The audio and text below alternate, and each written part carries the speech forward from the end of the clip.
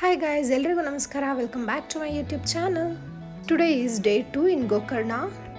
Actually night ತೋರ್ಸೋಕ್ಕಾಗಲಿಲ್ಲ because ಇದನ್ನು ಹುಡ್ಕೋದ್ರಲ್ಲೇ ಸಾಕಾಗೈತೆ ನಮಗೆ. ಸೊ ಇದು ಬಂದು ಗೋಕೋ ಹಾಸ್ಟೆಲ್ ಅಂತ. ಇಲ್ಲಿ ನಮಗೆ 24 ಅವರ್ಸಿಗೆ 500 ಪರ್ ಪರ್ಸನ್ ಚಾರ್ಜ್ ಮಾಡಿದರು. ಮತ್ತು ಇದರದ್ದು ಒಂದು ಸ್ಪೆಷಾಲಿಟಿ ಏನಪ್ಪ ಅಂತಂದರೆ ಪಾರ್ಕಿಂಗೇ ಬೇರೆ ಕಡೆ, ಸ್ಟೇನೇ ಬೇರೆ ಕಡೆ ಇತ್ತು. ಅದರಿಂದ ಸ್ವಲ್ಪ ರಿಸ್ಕ್ ಅನಿಸ್ತು ನೆನ್ನೆ ನಮಗೆ ಬರೋಕ್ಕೆ. ಅದು ಬಿಟ್ಟರೆ ನೇಚರ್ ಆಗಿರ್ಬೋದು, ಬೀಚ್ ವ್ಯೂ ಆಗಿರ್ಬೋದು ಎಲ್ಲ ಚೆನ್ನಾಗಿತ್ತು. ನೆನ್ನೆ ನೈಟ್ ನಾವು ಯಾವುದೋ ಗುಂದಿಲಿ ಬಂದ್ವಲ್ಲಪ್ಪ ಅಂತ ಅನ್ಕೋತಾ ಇದ್ವಿ. ಬಟ್ ಈಗ ಹೋಗ್ತಾ ಇರೋ ದಾರಿನೇ ಚೆನ್ನಾಗಿ ಅನಿಸ್ತದೆ. ಸೀರಿಯಸ್ಲಿ ಬೆಳಗ್ಗೆದ್ದು ಈ ಥರ ನೇಚರ್ ಎಲ್ಲ ನೋಡ್ತಾ ಇದ್ರೆ ನನಗಂತೂ ತುಂಬ ರಿಫ್ರೆಶಿಂಗ್ ಅನಿಸುತ್ತೆ. ಮತ್ತು ನಾವು ಮುಂದೆ ಹೊರಟಿದ್ದು ಮಹಾಬಲೇಶ್ವರ ಟೆಂಪಲ್ ಕಡೆಗೆ. ರಾವಣ ಶಿವನ ಹತ್ರದಿಂದ ಆತ್ಮಲಿಂಗನ ತಗೊಂಡು ಲಂಕೆ ಕಡೆಗೆ ಹೋಗುವಾಗ ಪೂಜೆ ಟೈಮಲ್ಲಿ ಲಿಂಗನ ಗಣೇಶನ ಕೈಲಿ ಕೊಟ್ಟು ಸ್ನಾನಕ್ಕೆ ಹೋಗ್ತಾರಂತೆ. ಅದು ನಿಸ್ಕೊಳ್ಳುವಾಗ ಗಣೇಶ ಅವರು ಒಂದು ಷರತ್ತು ಹಾಕಿರ್ತಾರಂತೆ, ನಾನು 3 ಸರಿ ಕೂಗ್ತೀನಿ ಅಷ್ಟರೊಳಗಡೆ ಬರಬೇಕು ಅಂತ. ಅವ್ರು 3 ಸರಿ ಕೂಗಿದ್ರು ಇವ್ರು ಬರದೇ ಇರೋ ಕಾರಣ ಲಿಂಗುನ ನೆಲದ ಮೇಲೆ ಇಟ್ಬಿಡ್ತಾರಂತೆ. ಬಟ್ ಶಿವ ಹೇಳಿರ್ತಾರಂತೆ ಲಿಂಗು ಕೊಡುವಾಗ ಒಂದು ಸರ್ತಿ ಅದನ್ನು ನೆಲದ ಮೇಲೆ ಇಟ್ಟರೆ ಅದು ಅಲ್ಲೇ ಉಳ್ಕೊಬಿಡತ್ತೆ, ಅದನ್ನು ಮತ್ತೆ ತೆಗಿಯಕ್ಕೆ ಬರಲ್ಲ ಅಂತ. ಈ ಥರ ಲಿಂಗು ಇಲ್ಲೇ ಉಳ್ಕೊಬಿಡ್ತು ಅಂತ ಹೇಳ್ತಾರೆ. ದೇವಸ್ಥಾನದ ದರ್ಶನ ಮುಗಿಸ್ಕೊಂಡು ಮತ್ತು ನಮಗೆ ರಿಟರ್ನ್ ಟಿಕೆಟ್ಸ್ ಬುಕ್ ಮಾಡೋಕ್ಕಿತ್ತು. ಅದನ್ನು ಮುಗಿಸ್ಕೊಂಡು ನಾವು ಹೊರಟಿದ್ದು ಓಮ್ ಬೀಚ್ ಕಡೆಗೆ. ಸೊ ಇದೇ ಪಾರ್ಕಿಂಗ್ ಏರಿಯಾ. ಇಲ್ಲಿಂದ ಬೀಚಿಗೆ ಒಂದು 100 ಮೀಟರ್ಸ್ ನಡಿಬೇಕು.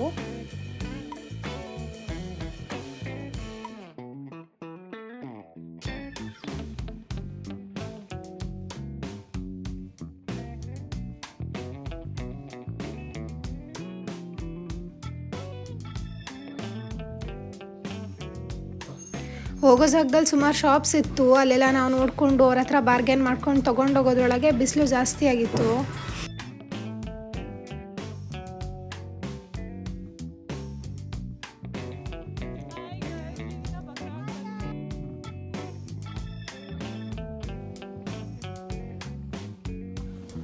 ಸೊ ಇಲ್ಲಿಂದ ಬೀಚ್ ಟ್ರಕ್ ಸ್ಟಾರ್ಟ್ ಆಗಿದ್ದು. ಹೋಗ್ತಾ ಇರೋದಾರೆ ಸರಿನೋ ತಪ್ಪೋ ಗೊತ್ತಿಲ್ಲ, ಸುಮ್ಮನೆ ಹೋಗ್ತಾ ಇದ್ದೀವಿ ಅಲ್ಲಿ ಇಲ್ಲಿ ಕೇಳಿಕೊಂಡು.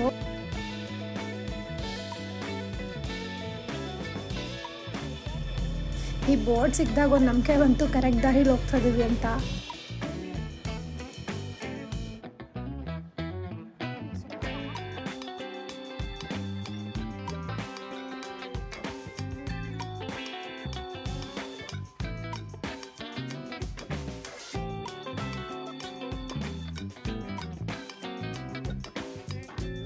ಸೊ ನಾವು ಮೇಲೆ ಹೋದ್ಮೇಲೆ ಇನ್ನೊಂದು ಕಡೆಯಿಂದ ಇನ್ನೊಂದು ಗ್ರೂಪ್ ಆಫ್ ಗರ್ಲ್ಸ್ ಸಿಕ್ಕಿದ್ರು.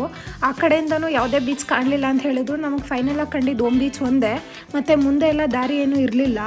ಸೊ ಅದಾದಮೇಲೆ ಇನ್ನೊಂದು ಎಂಡಲ್ಲಿ ನೋಡಿದ್ರೆ ಅದು ಯಾವುದೋ ಇತ್ತು, ಅದು ಯಾವ ಶೇಪು ಯಾವ ಬೀಚ್ ಅಂತಲೇ ಗೊತ್ತಾಗಲಿಲ್ಲ. ಸೊ ಸಿಕ್ಕಿದ ಕ್ಲಿಫ್ ಎಂಡಲ್ಲಿ ಸ್ವಲ್ಪ ಹೊತ್ತು ಕೂತ್ಕೊಂಡು ಸೊ ಫಾರಿನರ್ಸ್ ಎಲ್ಲ ಒಂದು ಎಂಡಲ್ಲಿ ಸನ್ ಬಾತ್ ಮಾಡ್ತಾಯಿದ್ರು. ಅದನ್ನೆಲ್ಲ ನೋಡಿಕೊಂಡು ನಾವು ರಿಟರ್ನ್ ಹೊರಡೋಣ ಅಂತ ಹೊರಟ್ವಿ, ಮುಂದೆ ಲೇಟ್ ಆಗುತ್ತೆ ಅಂತ. ನೆಕ್ಸ್ಟ್ ನಾವು ಹೋಗಿದ್ದು ವಾಟರ್ ಗೇಮ್ಸ್ಗೆ ಅಂತ.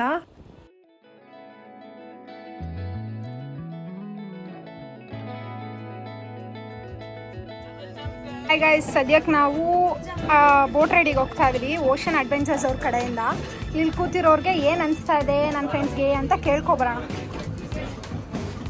ಹೇಳಿ ಅಮ್ಮ. ಬೆಳಗ್ಗೆಯಿಂದ ಟ್ರೆಕ್ ಮಾಡಕ್ಕೆ ಹೋಗಿ ಟ್ರೆಕ್ಕಿಂಗ್ ಪಾಯಿಂಟ್ ಸಿಗಲಿಲ್ಲ.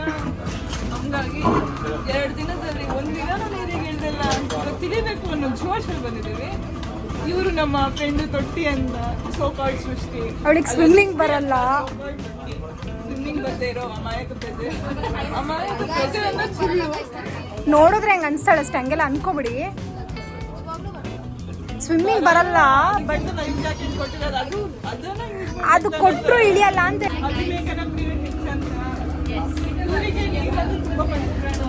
ಅವ್ರು ಫುಲ್ ಪ್ರೋ ಇನ್ ಸ್ವಿಮ್ಮಿಂಗ್.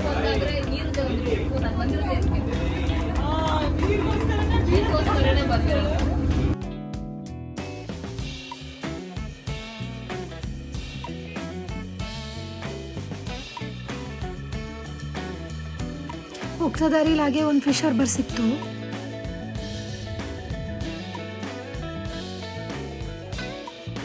ಇದು ಪ್ಯಾರಡೈಸ್ ಬೀಚ್. ಆ್ಯಕ್ಚುಲಿ ನಾವು ಮಾರ್ನಿಂಗ್ ಟ್ರಕ್ ಹೋಗಿ ನೋಡಬೇಕಾಗಿತ್ತು. ನಾವಲ್ಲಿ ಹೋಗಿಲ್ಲ ಅಂತ ಪಾಪ ಇವರೇ ಇಲ್ಲೇ ಕವರ್ ಮಾಡಿಸ್ತಿದ್ದಾರೆ ಅಂತ ನಮ್ಮ ಸಂತೋಷಕ್ಕೆ ಅನ್ಕೋತಾ ಇದ್ದೀವಿ ಅಷ್ಟೇ. ಬಟ್ ಇದರಲ್ಲಿ ಇನ್ಕ್ಲೂಡೆಡ್ ಸೈಟ್ ಸೀಯಿಂಗ್ ಇಲ್ಲ.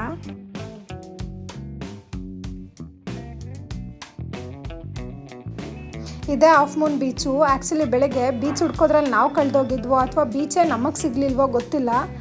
ಬಟ್ ಈ ಬೋಟ್ ರೈಡಲ್ಲಿ ನಮಗೆ ಹಾಫ್ ಮೂನ್ ಬೀಚ್ ಮತ್ತು ಪ್ಯಾರಡೈಸ್ ಬೀಚ್ ಎರಡೂ ಕವರ್ ಆಯಿತು. ಅದೇ ಖುಷಿಲಿ ನೀರಿಗಂತೂ ಇಳಿದ್ವಿ, ಬಟ್ 3 hours ಹೆಂಗೆ ಹೋಯ್ತು ಅಂತಲೇ ಗೊತ್ತಾಗಲಿಲ್ಲ ನಮಗೆ. ನಾವು ಈ ಬೋಟ್ ರೈಡ್ನ ಬುಕ್ ಮಾಡ್ಕೊಂಡಿದ್ದು ಓಷನ್ ಅಡ್ವೆಂಚರ್ಸ್ ಅವ್ರ ಕಡೆಯಿಂದ. ಇದು ಡ್ಯೂರೇಷನ್ ಬಂದು 3 hours ಆಗಿತ್ತು. ಇದರಲ್ಲಿ ಆ್ಯಕ್ಟಿವಿಟೀಸ್ ಬಂದು kayaking, sea diving, swimming with jacket ಮತ್ತು ಡಾಲ್ಫಿನ್ ವಾಚಿಂಗ್, ಬೀಚ್ ಗೇಮ್ಸ್ ಎಲ್ಲ ಇನ್ಕ್ಲೂಡ್ ಇತ್ತು. ಮತ್ತು ಸೈಟ್ ಸೀಯಿಂಗ್ ಅಂತ ಬಂದರೆ Om beach, half moon beach ಮತ್ತು ಪ್ಯಾರಡೈಸ್ ಬೀಚ್, ಹಾಗೆ ಹೆವೆನ್ ಬೀಚ್ ಕೂಡ ಇನ್ಕ್ಲೂಡ್ ಇತ್ತು.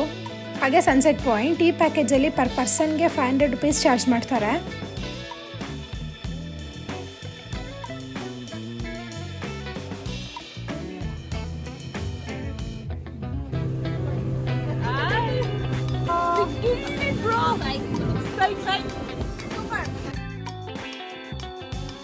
ಇದು ಹೆವೆನ್ ಬೀಚ್ ಇಲ್ಲಿನ ಪ್ರೈವೇಟ್ ಬೀಚ್ ಅಂತೆ.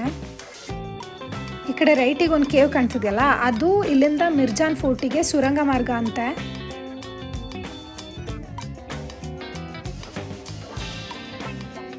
ನಾನು ವ್ಲಾಗ್ನ ಇಲ್ಲಿಗೆ ಎಂಡ್ ಮಾಡ್ತಿದ್ದೀನಿ. ನಿಮಗೆಲ್ಲ ಈ ವಿಡಿಯೋ ಇಷ್ಟ ಆಗಿದ್ದರೆ do like, share and subscribe.